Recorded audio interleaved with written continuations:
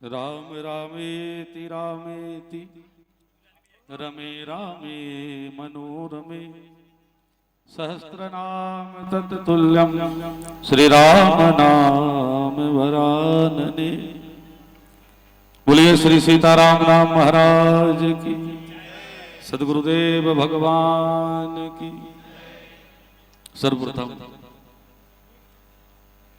पूज्य महाराज श्री के चरणों में बार बार दंडवत प्रणाम करते हुए और आपके सभी संघ परिकरों के चरणों में प्रणाम करते हुए, सभी माताओं के चरणों में प्रणाम करते हुए, और यहाँ जितने भी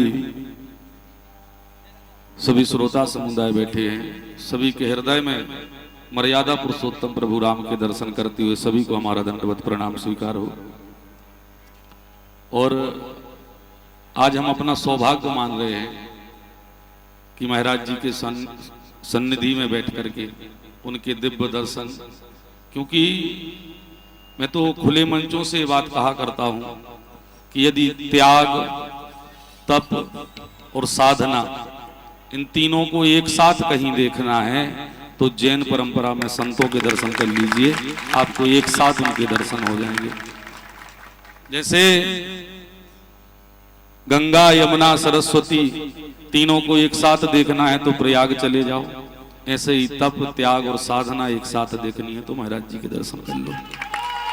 जय जय श्री राम। और ये वास्तविकता है कि वर्तमान के समय में जहां हम देख रहे हैं कि पूरे विश्व में हिंसा की अधिकता है, हम देख रहे हैं कहीं यूक्रेन में युद्ध चल रहा है, कहीं ये युद्ध को तैयार है, कहीं वो युद्ध को तैयार है।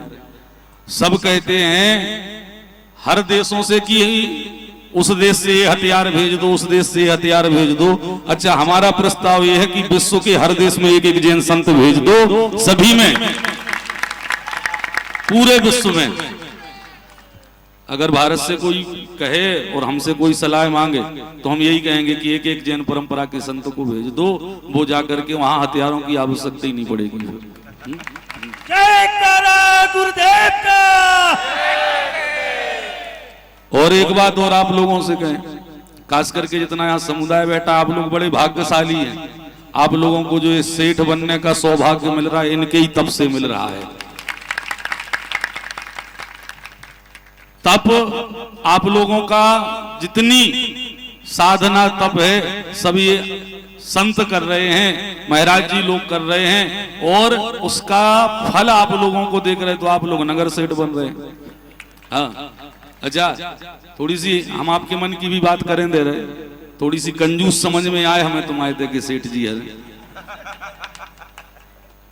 हम लोग कथा करते हैं तो कथा में हमने शास्त्रों में पढ़ा है कि 100 यज्ञ करो तब जाके इंद्र बन भी मिलत है। ये तो भैया 1100 में बनवा रहे यार, तुम्हारे 1100 देवे में कंजूसी कर रहे हो। खूब जी खोलो, 11,000 पर तो पहुंचो ही पहुंचो कम से कम। तो ये हालांकि हम महाराज जी को श्रवण करने को आए हैं, और महाराज जी एक और आप लोगों को जानकारी दें, ये सभी के मन में प्रश्न भी रहता है कि हम लोगों के साथ में तीखी वाणी कहां से जुड़ा है। ये आशीर्वाद हम लोगों के लिए सागर में महाराज श्री तरुण सागर जी महाराज जी ने कथा में दिया था।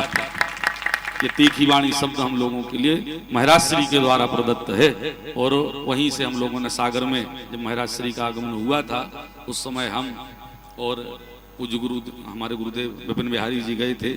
वहां जाकर के हम लोग 5-5 मिनट बोले थे, तब उन्होंने कहा था कि आप लोग जो है अपनी शब्दावली के साथ में तीखी वाणी शब्द का प्रयोग करें, तो तभी से ये शब्द हमारे साथ जुड़ा हुआ है। महाराज जी का प्रसाद मान करके हम लोगों ने उसे स्वीकार किया था और नाम के साथ जुड़ा हुआ है।